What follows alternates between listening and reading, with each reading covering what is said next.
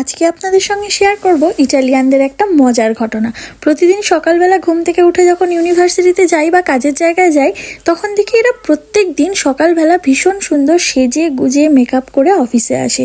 তো আমার খুব কিউরিসিটি হয়, আমরা যখন সকালবেলা উঠে স্নান করে বাড়ির থেকে বেরোই তখন আমাদের সাজা গোজার অত টাইম থাকে না। তো এরা কিভাবে টিপটপ হয়ে সেজে গুজে মেকআপ করে আসে? তো আমি একদিন আমার ফ্রেন্ডকে জিজ্ঞেস করলাম যে ওরা কিভাবে সকালবেলা কত সকালে ঘুম থেকে উঠে যে এত তাড়াতাড়ি সেজে গুজে আসতে পারে। 8-8:30 মধ্যে চলে আসতে হয় ইউনিভার্সিটিতে।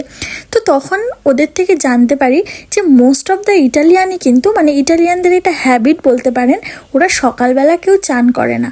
ওরা কিন্তু কাজকর্ম সেরে একেবারে বাড়িতে ফিরে রাত্রেবেলা চান করে।